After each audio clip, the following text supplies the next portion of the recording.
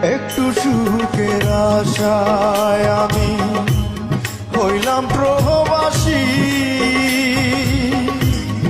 এখন দেখি সুখের চাইতে দুঃখ বেশি।